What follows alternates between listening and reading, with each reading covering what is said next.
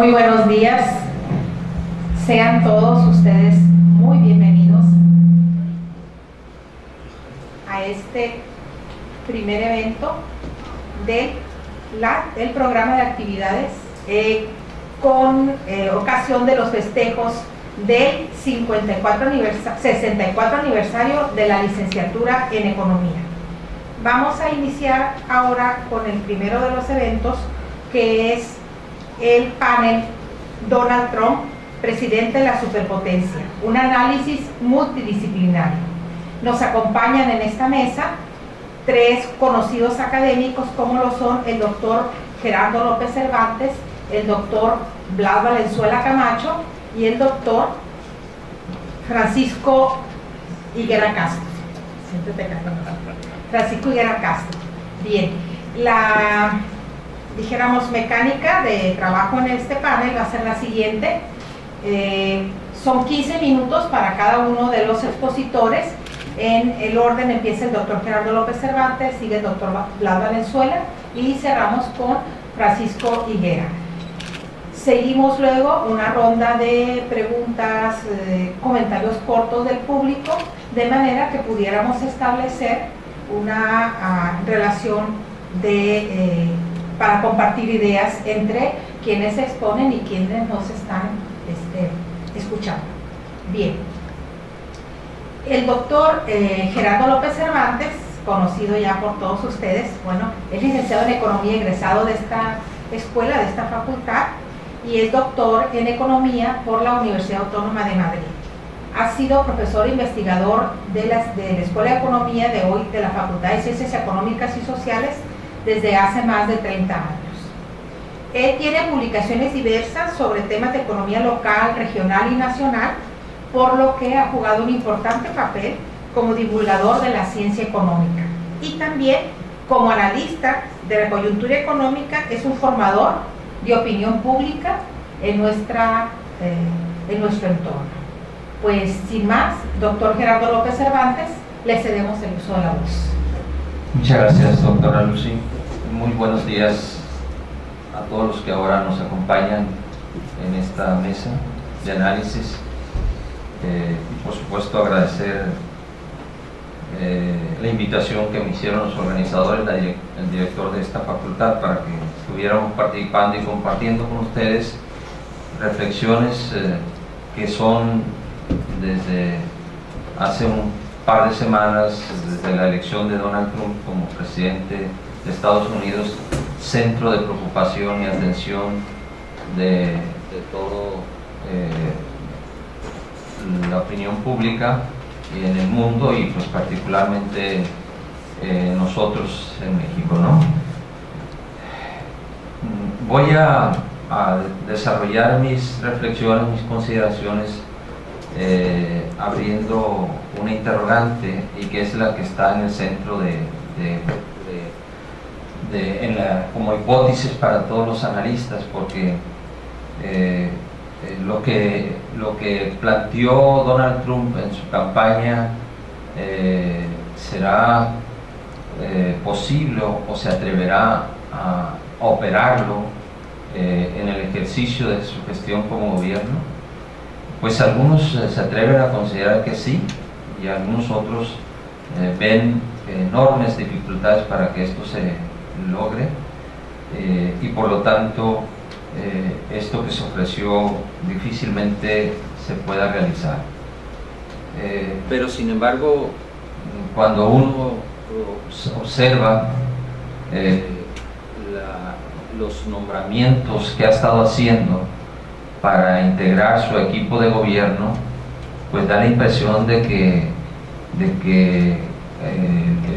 las ideas que él planteó ahí, las propuestas en su campaña, estos personajes sí les son capaces de darle forma y operarlas, ¿no? Porque son personajes que están distinguidos en la formación del conservadurismo más extremo del pensamiento económico en Estados Unidos y en el mundo.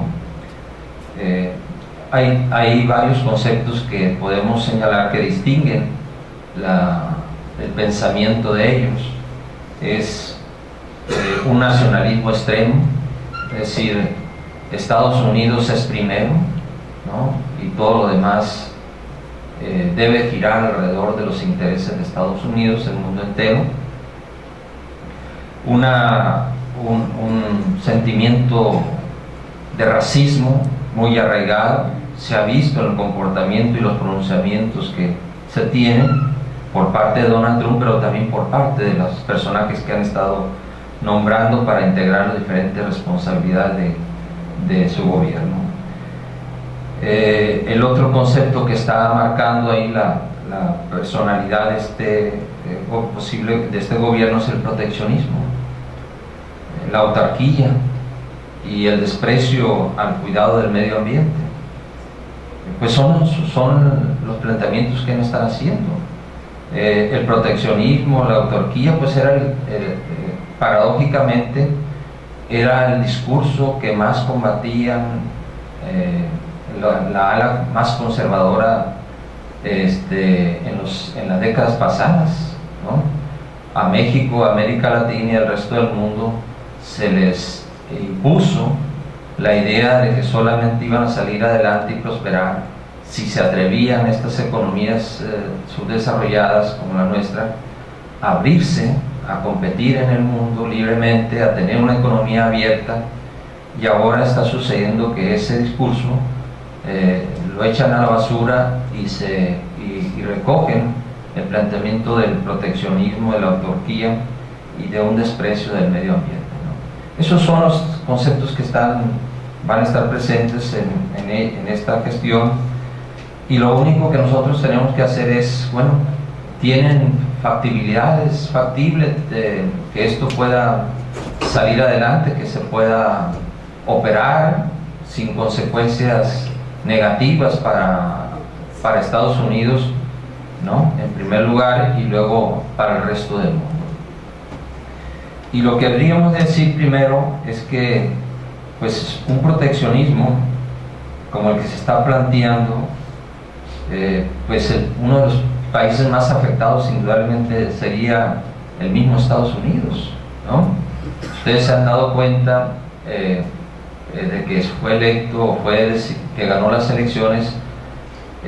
Trump se ha dado la tarea de establecer directamente relaciones y comunicaciones con los altos dirigentes de los corporativos de inversionistas en su propio país para persuadirlos a que dejen o que trasladen inversiones que ellos estaban planeando para hacerlo en México y en el resto del mundo, para que lo realicen en Estados Unidos.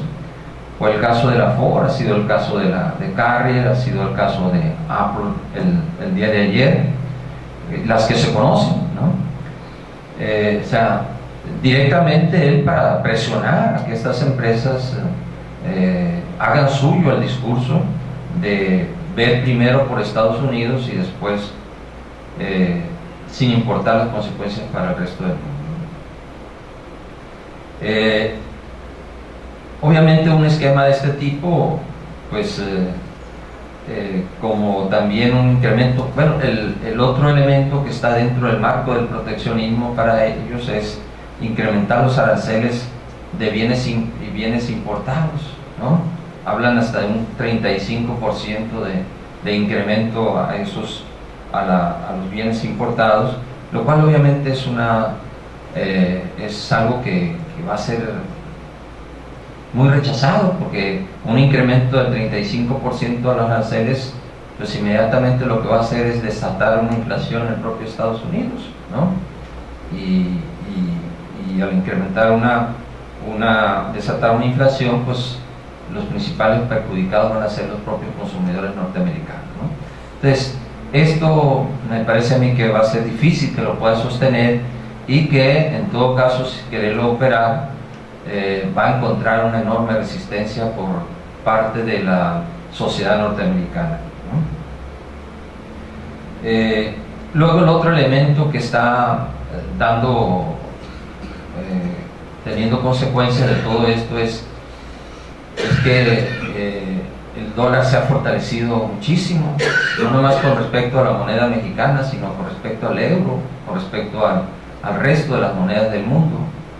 Y un fortalecimiento del dólar, como ha estado sucediendo, el más perjudicado es precisamente la economía norteamericana, porque lo que hace es reducirle márgenes de competitividad en la economía mundial, ¿no? Si entre más se encarece el dólar, más se encarecen los bienes de Estados Unidos para los consumidores del resto del mundo, y obviamente más dificultades puede tener Estados Unidos, las empresas norteamericanas instaladas en Estados Unidos, para poder vender en el resto del mundo. Y ante un escenario de este tipo, pues lo único que puede esperarse es que la balanza comercial de Estados Unidos se vaya a ver altamente perjudicada, ¿no? Luego, el otro planteamiento que en este esquema de proteccionismo es el recorte de impuestos para los grandes corporativos empresariales, ¿no? Para él lo ha dicho, lo ha reiterado mucho, la causa del traslado de tantas inversiones de empresarios norteamericanos a China y al resto del mundo tiene que ver con que en Estados Unidos se tiene un gravamen muy elevado a la renta, ¿no? Y lo que se pretende es simplemente reducirlo significativamente, ¿no? Sin saber cómo vas a sustituir esos recursos para evitar que las finanzas del gobierno se puedan perjudicar, ¿no?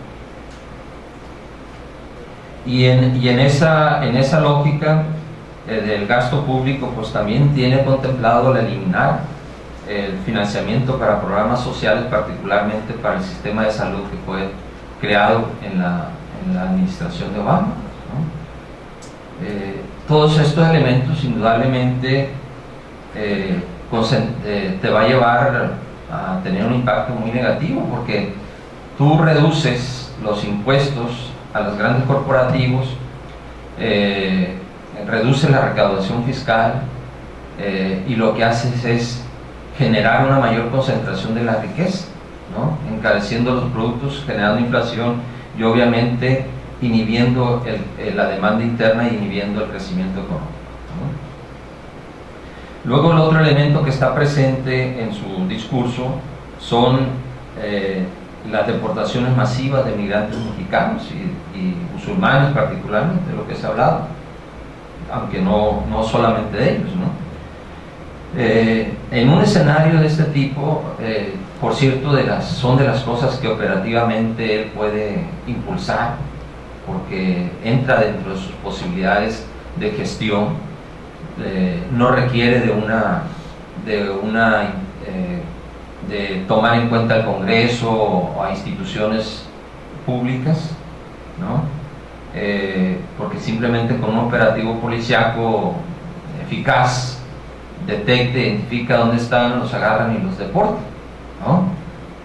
Está hablando ahora de entrar en principio con aproximadamente 2,5 o 3 millones de migrantes ilegales, a los que él considera que son delincuentes, y por lo tanto repatriarlos, sin darse cuenta. Yo creo que no está informado de que la economía norteamericana es una de las economías más exitosas del mundo entero en estos momentos, ¿no?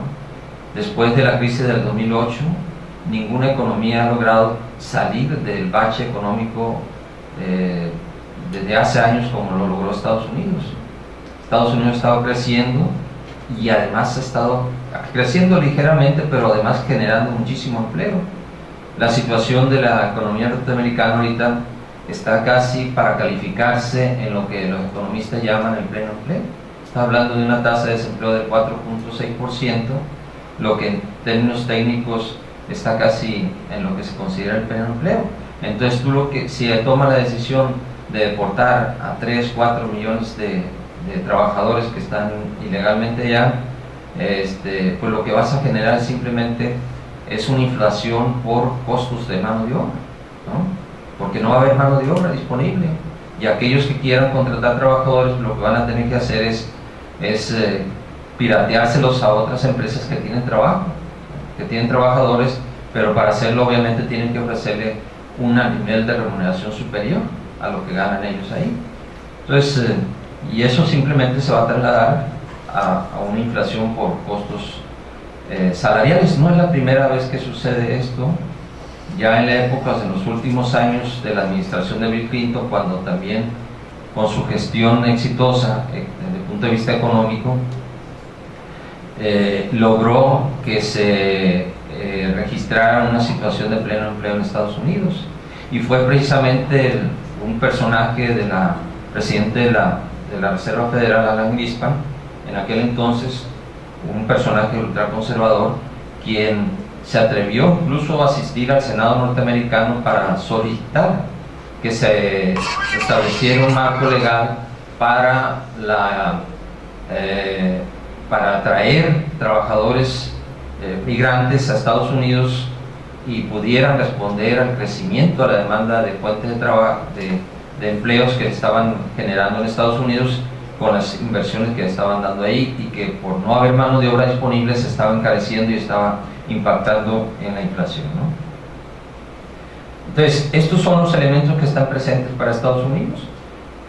Luego para México, pues para México es desde mi punto de vista, dale la siguiente lámina, por favor. Miren, en general para la economía mexicana, las relaciones económicas con Estados Unidos vienen representando más o menos el 50% del PIB. Si hablamos de exportaciones e importaciones, de remesas, de inversión extranjera directa y del turismo, que son los principales. El otro que no está cuantificado aquí es lo que tiene que ver con las inversiones especulativas.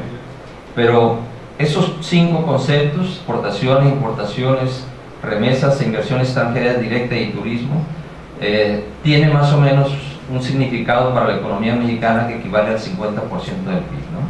Entonces, obviamente, una relación que afecte las transacciones de este tipo para México, pues va a impactar, evidentemente va a impactar la economía mexicana, ¿no?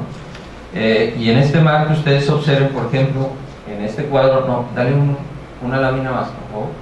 En este cuadro ustedes observen lo que significa para la economía mexicana. Observen ustedes ahí cómo nosotros en el 2015 logramos exportar a Estados Unidos poco más de 380,000 millones de dólares, pero importamos solamente 309,000 millones de dólares a Estados Unidos exportamos, pero importamos solamente 187,000 millones de dólares, de tal manera que el superávit comercial que tenemos con Estados Unidos es de poco más de 122,000 millones de dólares. O sea, con esto nos da cuenta de lo que significa para México una relación comercial con este país, y lo que implicaría que se trastocara significativamente esta relación, ¿no? Las exportaciones vienen representando el 81% de las exportaciones totales que realiza el país, mientras que las importaciones vienen significando el 47%, ¿no? Si ustedes se dan cuenta, este indicador es tan relevante del saldo favorable que si no fuera por ello, difícilmente pudiéramos estar financiando el enorme déficit que tenemos con China, con Alemania y con el resto del mundo, ¿no? Es decir, si se hace una revisión del Tratado de Libre Comercio como se está planteando, es porque obviamente estos números lo tienen ellos presentes, ¿no? Lo tienen presente, y eso es lo que quieren, reducir ese desequilibrio. Y a quienes más nos va a perjudicar es a nosotros. O sea, un planteamiento de revisión del Tratado de Libre Comercio solicitado por Estados Unidos no es para que les favorezca, para que favorezca a México, es simplemente estar pensando en cómo les favorece a ellos y cómo obviamente nos va a perjudicar a nosotros, ¿no? Es decir, el equilibrio en la balanza de pagos que hemos tenido en los últimos años ha sido resultado precisamente de haber tenido un superávit comercial tan significativo con Estados Unidos, ¿no?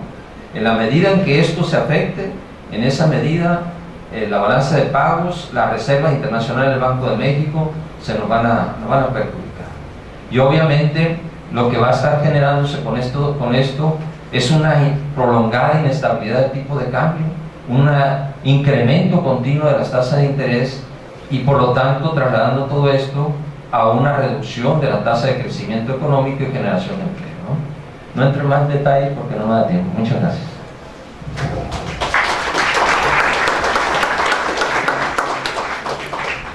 Bien, hemos tenido el acercamiento a la visión económica de esta nueva problemática. Agradecemos al doctor López Cervantes su participación y el respeto al tiempo establecido. Enseguida tomará la palabra el doctor Blas Valenzuela Camacho, doctor en Ciencias Sociales, y a lo largo de ya varios años ha dedicado sus esfuerzos de investigación al estudio de la migración México-Estados Unidos y en especial al análisis de los mercados de trabajo transnacionales y la inserción laboral de migrantes en sociedades receptoras. Su proyecto más reciente trata la relación que guarda la reciente embestida legal antimigrante en Arizona, así como las consecuencias de la crisis económica global sobre el proceso de precarización laboral de los inmigrantes mexicanos indocumentados en Arizona. Sin más, doctor Valenzuela. Bueno, muchas gracias por la presentación, doctora. Y buenos días todavía a los que estamos aquí presentes. Muchas gracias, agradezco a la invitación del doctor Higuera por haberme invitado a estar acá. Le agradezco mucho, doctor. Y darme la oportunidad de hablar de lo que está pasando y lo que nos inquieta a todos acerca de la, no sé si llamarla inesperada o no, llegada de Donald Trump a la presidencia de los Estados Unidos. Muy bien, ¿qué cosas debemos de tomar en cuenta cuando hablamos de este tema? En lo que toca a mi ámbito de investigación, que es la migración en los mercados de trabajo, lo primero que me preguntaría es ¿qué va a pasar con el proceso migratorio México-Estados Unidos ante la llegada de Trump a la presidencia? ¿Qué modificaciones van a suceder? ¿Qué cambios? ¿Qué afectaciones? Bueno, no quiero comenzar directamente con ellos, sino que quiero comenzar recordando que, bueno, la llegada de Donald Trump a la presidencia de los Estados Unidos es un hecho curioso, porque llega un político que se asume de derecha, sin embargo, no es exactamente el tipo de político de derecha que fue, por ejemplo, Reagan, que llegó desde la derecha a abrir los mercados y liberalizar el comercio, sino que es un político que llega a tratar de cerrar las fronteras y reinstalar un estado de proteccionismo comercial en los Estados Unidos, un cierre de la potencia en sí misma hacia un estado autárquico, como hace rato atinadamente el doctor Cervantes nos comentaba. ¿Qué consecuencias puede tener una situación de estas? Debemos de recordar que, bueno, puedo ser exagerado, pero la situación en la que se envolvieron las principales potencias del mundo durante los años 20 del siglo pasado tenía condiciones de esta índole. El cierre de fronteras y el proteccionismo y la autarquía de las principales economías del mundo durante los años 20 llevó al mundo a la guerra. No quiero ser catastrófico ni dar nota como si fuera un escándalo, pero debemos de tomar en cuenta que un cierre de fronteras de los Estados Unidos tiene impacto sobre todo el sistema comercial del mundo. No es solamente un cambio unilateral que no vaya a tener consecuencias fuera, y no solo afecta a México, afecta a Europa, afecta a China, afecta a los países del sureste asiático, afecta a las economías emergentes, afecta a América Latina, afecta a todo el mundo. Esta es una situación que nos está afectando a todos, no solo a los mexicanos. Ahora, ya visto esto, este peligro del aislacionismo está acompañado de una legitimación, una extraña legitimación de un sentimiento que siempre ha estado guardado en la sociedad norteamericana, que es el racismo y la xenofobia. Siempre ha estado presente, pero no era políticamente correcto admitir que se compartía el sentimiento, porque el ambiente en la sociedad norteamericana había estado soterrando el sentimiento durante décadas. De repente llega Donald Trump con una campaña abierta de odio, de culto a la diferencia, de limpieza étnica, de querer correr a todo mundo que no sea blanco, y despierta en la sociedad norteamericana de nuevo eso que nunca se fue, pero que estaba dormido: el miedo a lo diferente, y el miedo terrible al que es diferente, que siempre han tenido esa sociedad. Despierta y se vuelve legítimo salir a la calle a decir que odian a los que no son como ellos. Y eso es muy, muy serio, porque ante una reversión de la tolerancia en una sociedad tan plural, se avisoran muchos problemas sociales.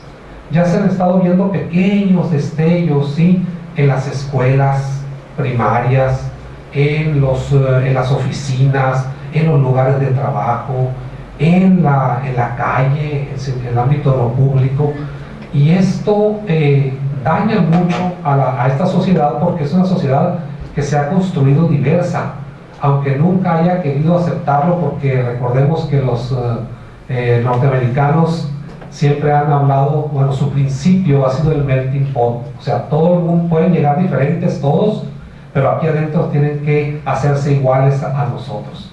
Distinto de los canadienses, que hablan de una diversidad que se puede conservar, ¿sí? El multiculturalismo canadiense, muy distinto del melting pot norteamericano, en donde sí, ok, ya llegaste aquí a los Estados Unidos de América, ahora te tienes que asimilar.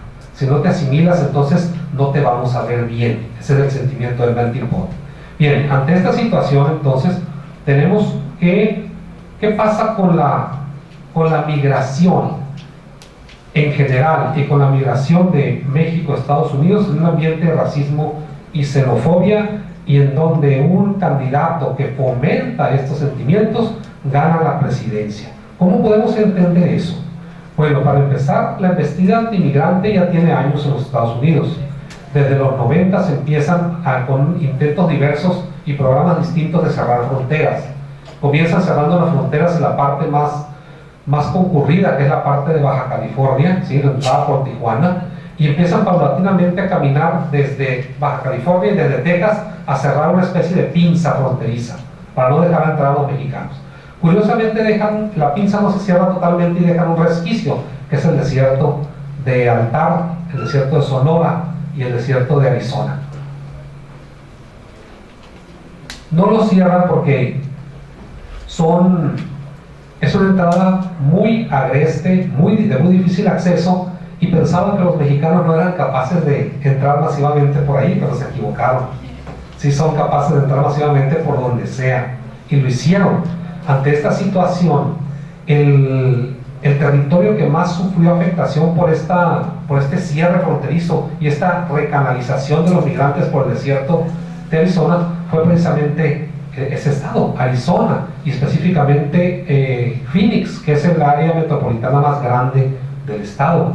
Ante esta situación en los 90, Phoenix, que se preciaba de ser una ciudad blanca, ¿sí?, y presumían de ello, como ya Los Ángeles lo había presumido décadas antes y se le terminó la presunción, pues empezó a ver la llegada masiva de miles de inmigrantes mexicanos, muchos de ellos indocumentados, que empezaron a cambiar el paisaje urbano de la metrópoli capital de Arizona. Y entonces, como reacción a esto, las élites de Arizona respondieron con una embestida de propuestas antimigratorias, bueno, indirectamente antimigratorias. Recordemos que la política migratoria en los Estados Unidos es del ámbito federal. Los estados no tienen potestad para hacer política directamente migratoria, pero lo hacen disfrazada. Yo no puedo legislar en migración como estado de Arizona, pero puedo legislar sobre el empleo, por ejemplo. y puedo regular las licencias de empleo. También puedo regular las licencias de manejo, puedo regular el ingreso a la educación y puedo regular una serie de cuestionamientos que, sin ser directamente migratorios, sé que van a incidir sobre los migrantes, porque les voy a cerrar todas las puertas posibles para que puedan tener una vida plena y satisfactoria en Arizona. Y eso es lo que han estado haciendo, y no solo Arizona, sino como siguiendo el ejemplo de Arizona, muchos otros estados de la Unión han empezado a pasar en sus congresos locales, en sus congresos estatales, una serie de reglamentos que buscan entorpecer la posibilidad de que un inmigrante documentado pueda permanecer en su territorio. Bien, ¿por qué debe preocuparnos ante la posibilidad de que Trump quiera hacer efectiva todas las amenazas de campaña? Bueno, debe preocuparnos a nosotros como mexicanos, debe preocuparnos también como sinaloenses, porque aunque en Sinaloa no se hable mucho de migración, así como se hace en Michoacán, así como se hace en Zacatecas o en otras entidades de nuestro país, como en Veracruz recientemente, aunque no se hable tanto, somos un estado con una gran migración a los Estados Unidos. Tenemos importantes circuitos migratorios de sinaloenses nativos del estado, y especialmente de Culiacán fuertemente, que van a California y a Arizona. En una encuesta que hicimos nosotros en el año 2007, ya hace algo de tiempo, en toda la mancha urbana de Arizona, encontramos con que 3 orígenes estatales eran los principales en esa mancha urbana: Sonora, Sinaloa y Chihuahua. Después de esos 3 es Durango, pero se iba hasta el 6%. Sinaloa era arriba del 10%, 11% de todos los inmigrantes. Y lo hicimos en toda la mancha urbana representativa, levantamos 547 hogares de la mancha urbana. ¿Qué significa? Que la presencia de sinaloenses es muy fuerte en ese lugar, en un lugar donde hay un enorme sentimiento antimigrante, donde están cada día tratando de sacar nuevas leyes que los expulsen. Recordemos la famosa SB 1070, que llegó a ser tan agresiva que tuvo que ser detenida por una juez en el mismo estado, porque tenía pretensiones de casi totalitarias, en donde hubiera tenido que andar uno con los papeles en la bolsa, caminando en la calle, so pena de que un policía cualquiera, por tu aspecto de mexicano, te detuviera, y si no los traías, te expulsara del país. Entonces era tan agresiva que ni los mismos jueces permitieron que se pusiera en ejercicio tal como la concibieron en el Congreso. Pero bueno, ¿qué debe preocuparnos? Bueno, debe preocuparnos que la relación entre el mercado de trabajo norteamericano y el mercado de trabajo mexicano es una relación prácticamente simbiótica. No existe ya uno sin el otro. No se puede pensar de manera inteligente o ni siquiera de manera posible en cercenarle al mercado laboral estadounidense la parte del componente de mexicanos. Trastocarían de tal manera su mercado laboral que los problemas que resultarían de ellos serían mucho más fuertes que los que tienen en este momento. Hace rato, que me antecedió en la palabra, habló de la rapidez con que la economía norteamericana se recuperó de la crisis global y que llegó prácticamente a condiciones de pleno empleo. Cuando vemos esto, dice, bueno, entonces ¿de qué se quejan los electores norteamericanos? ¿Por qué? Con una recuperación tan rápida de la economía y con una situación de prácticamente pleno empleo, votan por Trump. Es que la razón no la debemos de buscar en la economía, sino en el sentimiento de racismo y xenofobia guardado durante décadas, por siempre, en esa sociedad, que cuando llega alguien y abona, inmediatamente brota de la tierra el sentimiento. ¿Quiénes principalmente, según los análisis que se han hecho hasta este momento, fueron los que votaron por esa elección? Bueno, los norteamericanos de menor nivel educativo, que se sienten más amenazados por los inmigrantes. ¿Están amenazados realmente? No, realmente no están amenazados. Están amenazados por su falta de educación, no por los inmigrantes. ¿Por qué? Porque la sociedad norteamericana se convirtió en una sociedad de servicios de alto perfil, se convirtió en una sociedad que toma decisiones, que no hace manufactura, ya no son las manos del mundo, es uno de los cerebros del mundo. ¿Sí? Sus principales metrópolis en todos los Estados Unidos son los lugares en donde se toman las decisiones que comanda el capitalismo contemporáneo. Para ello se necesita y se requiere personal altamente capacitado, y aquel que no tiene altos niveles de educación obviamente no tiene una manera apropiada de insertarse en esa economía. Pero no es culpa de los inmigrantes, lamentablemente es una situación propia de esa población norteamericana que tiene bajos niveles educativos y no ha logrado insertarse de la manera que quisiera. Tienen algo de razón en pensar, en sentirse amenazados, porque recordemos que en los 50 un obrero fabril en los Estados Unidos era miembro de la clase media, podía comprarse una casa en los suburbios, un automóvil o dos, y podía tener pensión y seguro de desempleo y seguro de salud y todo lo demás, y ahora ya no. Pero eso no es culpa de los inmigrantes, es que el mundo cambió y no se quieren dar cuenta. Que llegan inmigrantes de muy alto perfil educativo, sí, están llegando hindúes, están llegando asiáticos, desgraciadamente no están llegando tantos mexicanos con alto perfil educativo, quisiéramos que llegaran. Y la amenaza entonces no son los inmigrantes. La sociedad ha cambiado, no se dieron cuenta y quieren canalizar su sentimiento de desventaja y de miedo hacia los inmigrantes cuando realmente no son los que tienen la culpa. Por cuestiones de tiempo lo dejo solamente con esta reflexión. No es posible separar dos entidades, dos mercados de trabajo que están unidos simbióticamente. Tratar de hacerlos es como cercenar un mismo cuerpo, y los problemas resultantes van a ser mucho mayores que los que puedan tener en este momento. Por lo tanto, si Trump insiste en sus pretensiones, debemos esperar una serie de consecuencias, no solo para México, sino para los mismos Estados Unidos, quizá más graves que para nosotros. Muchas gracias.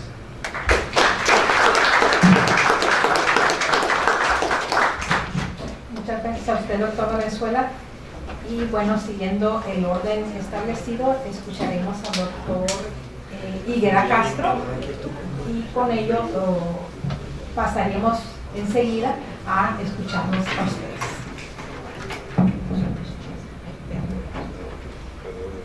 Aunque todos lo conocemos. Sí, el doctor Higuera Castro es licenciado en Derecho por nuestra universidad y doctor en Derecho también por la UNAM. Fue director de la Facultad de Derecho de la UAS y expresidente del Tribunal Universitario de nuestra universidad. Es autor y coautor de diversas publicaciones, así como importante número de artículos, todos sobre temas de su campo, que es temas jurídicos. Actualmente es secretario académico y profesor de nuestra facultad, y también profesores de las facultades de Derecho y de Estudios Internacionales y Políticas Públicas. Disculpe. Por aquello de la discriminación. Muy buenos días a quienes estoicamente han aguantado hasta esta etapa del evento. Vamos a tratar de irnos de rápido. Creo que por fortuna nuestros compañeros panelistas han expresado aspectos de sumo interés que seguramente les vendrán a aportar elementos para el análisis, para el debate. Primero, decir que es imposible hacer abstracción en nuestros espacios académicos de este acontecimiento, de ahí la pertinencia de incorporarlo. Sin duda es una elección que impacta al mundo. Le denominamos al evento o hablamos ahí de la superpotencia, y quisiera resaltar dos o tres aspectos, dejarlos asentados para efectos de la reflexión. ¿Por qué superpotencia? Sobra razones, pero apunto. Ya quienes han antecedido, el doctor López Cervantes da un enfoque económico, queda claro, es la principal economía del mundo, nos impacta especialmente a nosotros, pero si lo volteamos y lo vemos en el ámbito militar, pues el presupuesto que dedican los Estados Unidos a la parte esta militar es impresionante. Solo los Estados Unidos prácticamente hace la equivalencia con todo lo que le dedica Latinoamérica, por ejemplo, a sus ejércitos. Su más cercano, digamos, o quien más se le acerca en términos presupuestales es China, pero casi lo triplica. ¿De qué estamos hablando?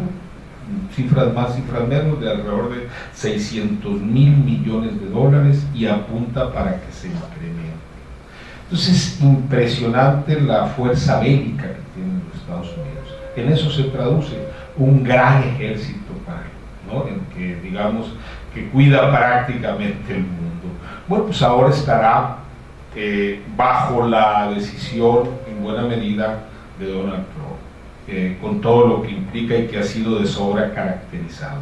Otro aspecto que quisiera resaltarles es el impacto de los Estados Unidos en la ONU. Las Naciones Unidas, como ustedes lo saben, es la máxima expresión de derecho internacional. Es a lo más que hemos llegado. Es una reacción inmediata a la Segunda Guerra Mundial. Y el gran tema para digamos, las sociedades contemporáneas es cómo no asomarnos ni acercarnos a una tercera guerra mundial. Porque ustedes lo saben, será una guerra de exterminio. Está la capacidad armamentista que las potencias tienen, pues que es simple y sencillamente que este planeta se vaya, ¿verdad?, estalle. Todos sabemos a lo mejor cuándo inicia, nadie cuándo termina. Entonces el gran tema, menos para el análisis del derecho internacional, es cómo alejarnos de ese acontecimiento. Pues desde luego que no da confianza que quien tiene tal nivel de poder con un ejército de esas dimensiones, pues pueda tomar decisiones que arriesgan la viabilidad misma del planeta.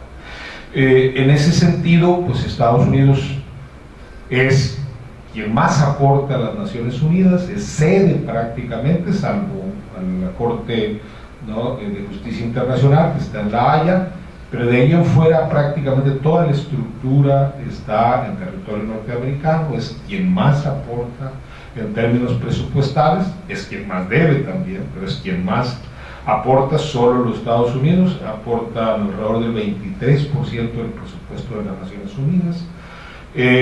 Es quien más aporta a las fuerzas de paz, pues con un ejército de esa naturaleza, como Estados Unidos, pues obviamente a la hora que se requiere hacer uso de fuerza, pues se le habla a los Estados Unidos, ¿no? Tiene uno de los 5, ¿no?, asientos permanentes del Consejo de Seguridad, y obviamente, al igual que los demás, pues tiene, ¿no?, ahí la facultad de veto. Entonces solo quise dejarlo subrayado. ¿Por qué superpotencia? Pues por características como estas y otras, ¿no?, para un poquito darle contenido incluso en el ámbito del derecho internacional. Muy bien. Creo que el efecto Trump nos coloca en una situación de gran vulnerabilidad, y yo la caracterizaría como, para los próximos meses, pues como de incertidumbre en el mundo. ¿Qué va a pasar? Llega este hombre que viene más bien no solo de la empresa, sino de una empresa muy cargada, ustedes lo saben, a cuestiones relacionadas con el espectáculo, rayando en algunos aspectos en la farándula. Es un hombre muy rico. Yo creo que un gran tema para todos, pero especialmente para ustedes como estudiosos de la economía, es ese fenómeno. ¿Hasta dónde están llegando los muy ricos? ¿En qué medida están o pueden llegar, o a qué no pueden llegar, si llegan con esta lógica de acumulación de la riqueza a la presidencia de la superpotencia? Pues un personaje que jamás había prácticamente ocupado cargo alguno, jamás en términos cuando menos formales había hecho política, y llegó a pesar de todos, llegó a pesar de todo. pasó por encima del propio Partido Republicano, ¿no? Pues pasó por encima de los demócratas, pero además hay un elemento que a lo mejor no se ha publicitado tanto. Las percepciones, ya ven que a lo mejor no es muy buen momento para hablar de encuestas, pero a mí sí me llama la atención que no solo en el caso de los estudios de opinión, porque finalmente no les ha ido tan bien, pero en el mundo mismo, miren, hay por ahí una encuesta que se hizo que arroja que en el 70% de la población mundial que más o menos se estudió o que se concentra en algunos países, la aceptación de Trump era apenas del 25%. O sea, no solo el fenómeno se da en México en términos de rechazo, sino el mundo mismo. En general, la mayor parte de la población que genera opinión no lo queríamos ver en la silla presidencial de los Estados Unidos. Y entonces creo que solo como elemento, porque sé que el tiempo es un tirano y bueno, tampoco quiero seguirlos torturando acá, bastante tenemos ya con pensar que Trump puede tener a la mano el botoncito que se le aplasta y en fin, pero les decía, creo que habrá grandes efectos. Me limito solamente a dejar planteadas algunas cosas. En el caso de Latinoamérica, pues evidentemente esta ola de gobiernos progresistas con una visión muy marcada de impulsar y de acentuar el Estado social de derecho, pues ha venido a menos y no se advierten grandes contrapesos. Ya no está Lula en Brasil y ya ven los grandes problemas de Brasil de lo que significaba. Ya se va Correa, ya se va Evo, se fueron los Kirchner en Argentina. Entonces creo que la parte esta conservadora va a más y seguramente estarán muy engañados los conservadores en Latinoamérica. Va a tener un efecto, me parece, ahí, ¿no? Bueno, en el caso que habrá que tenerlo y seguirlo muy de cerca a propósito de la muerte de Fidel, pues es qué va a pasar en la relación o el replanteamiento de la relación que había logrado el presidente Obama con Cuba, el replanteamiento de la relación Cuba-Estados Unidos, porque él sí lo ha dejado claro en todo lo que tenga que ver con el alcance de las facultades del Poder Ejecutivo que le corresponde, pues él lo va a revertir, lo ha dejado claro. Entonces vamos a ver qué pasa ahí. Es muy lamentable porque, bueno, pues era muy prometedor el que se replantearan las relaciones en México. Entonces creo que un aspecto a destacar en el caso de Estados Unidos y la relación con Latinoamérica tendrá que ver con Cuba. El otro gran punto pues es la relación con nosotros, ¿no? Y aquí pues destacan algunos aspectos de estridencia y de pirotecnia, como a lo mejor en buena medida el tema del muro, porque finalmente pues ellos en su ejercicio soberano en su territorio pueden hacer lo que les dé la gana, y si les da la gana de levantar el muro lo van a levantar en su territorio. La parte que mete ruido es que digamos que él lo usó en la campaña para efectos de que, bueno, México lo pagaría, y eso le fue muy redituable en campaña. Pero la otra parte, creo que ya lo señalaron López Cervantes, yo nada más les apunto la parte jurídica, lo del acuerdo comercial y el Tratado de Libre Comercio, que aquí lo conseguimos. Aquí hay un aspecto que seguramente se verá impactado. Quizá ustedes lo tengan claro. Para nosotros tiene la jerarquía jurídica de tratado ese acuerdo comercial, pero para ellos no, para ellos es un acuerdo, y esto sí importa, porque por ejemplo para nosotros modificar el tratado en términos jurídicos se requiere que lo acuerde el presidente, pero que lo ratifique el Senado. Si no, no se toca ese instrumento jurídico internacional. No es el mismo caso para ellos, porque basta con la decisión, ¿no?, del presidente en tanto acuerdo para que se vea impactado. Por eso sí hay ahí una situación de riesgo latente.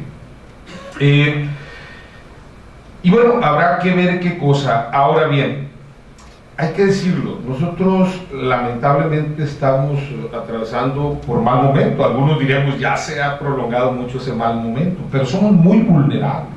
México, así como está, con los grandes problemas que tenemos, estamos muy vulnerables frente a la llegada o al arribo de un personaje tan conservador. Vulnerables porque bueno, pues es una larga lista, nuestra democracia es muy tenue y va a menos. Se detuvo la transición hacia la democracia, prácticamente estamos en un impasse. Tenemos grandes problemas de pobreza, de corrupción, de inseguridad, en fin, no son imputables a ellos en grandes aspectos, no, pero sí nos pega. El sistema de partidos pues es muy vulnerable, ha perdido credibilidad en los partidos políticos, y entonces estamos en mal momento, con una situación así que sí tiene que ver con nosotros, con lo que internamente hacemos. Pues obviamente prácticamente somos un Estado que digamos da tumbos frente a visiones tan duras como la tienen los conservadores, y particularmente un personaje que en buena medida esta lógica de la incertidumbre va a poner a prueba todo, absolutamente todo. Para empezar, lo que los Estados Unidos han construido por siglos incluso. ¿Qué pasó con la democracia norteamericana que se les fue hasta la cocina un perfil así? En realidad lo que subyace en términos de esos segmentos racistas o toda esta lógica que habrá que esperar y estudiar más de la supremacía, etcétera, llega tiene tanta raigambre, o habrá una especie de agotamiento y cansancio de la clase política en los Estados Unidos. Pero sin duda que esos problemas de carácter interno pues van a tener al mundo en un digamos en un impasse, hasta en tanto no se decrete, que se conoce, asuma que efectivamente son fuertes, tan fuertes las instituciones del Estado norteamericano, que van a resistir estos años, que pueden ser quizá hasta 8, si bien nos va, ¿no? Si bien nos va. Entonces, bueno, el otro gran tema es, justamente en términos de instrumentos internacionales, porque preocupa, pues qué va a pasar con los acuerdos de París, particularmente, ustedes lo saben, en temas de medio ambiente, que es un gran tema en el mundo. Estados Unidos había negado a firmar el protocolo de Kioto. Este ha sido sustituido, porque cumplió su vigencia, por los acuerdos de París, pero evidentemente con su discurso de que, bueno, no cree en el problema del medio ambiente. Es tan básico esta situación que a veces cuesta trabajo decir, ¿estará hablando en serio? Pero además, ¿cómo tiene, ¿no? esa ciudadanía, ese electorado que lo asume y le perdona todo, absolutamente todo su racismo, toda su misoginia, todas sus visiones, ¿no? Bueno, pues es justamente por eso que este tema de la incertidumbre me parece que nos agota. Es muy claro, se han polarizado las opiniones, hay quienes como analistas consideran que son tan fuertes las instituciones, ¿no?, del Estado norteamericano, que aguantarán esto y harán una especie de desecharán en su momento. Hay quienes consideran que al contrario, he escuchado por ejemplo opiniones como las de Enrique Krauss, que dice, estamos en guerra. Es una guerra no convencional, pero los mexicanos debemos de convencernos que hemos entrado a una guerra con ellos. Y bueno, dejaría planteado para cerrar mi intervención algunos aspectos que desde mi punto de vista quedan a prueba o se ponen a prueba con esto, particularmente en Estados Unidos, ¿no? Me parece que está a prueba el avance de la democracia. Acuérdense que nos han presumido mucho el tema de que son la gran democracia. Está a prueba el federalismo, también ellos se asumen como los creadores de este modelo de Estado federal. Ya hay voces y movimientos que empiezan a levantar la bandera, por ejemplo, de la separación de California. En fin, creo que está a prueba el tema del federalismo, está a prueba el Estado de Derecho en su máxima expresión, el Estado constitucional, hay muchos contenidos, está a prueba sobre todo el tema de los derechos humanos, de los derechos fundamentales en términos de la superpotencia, y en general está a prueba el avance del derecho internacional, ¿no? Un revés de esta naturaleza nos puede pegar durísimo y nos puede colocar, ¿no?, a no menos de un siglo de retroceso. Muy bien, esas serían mis reflexiones. Muchas gracias.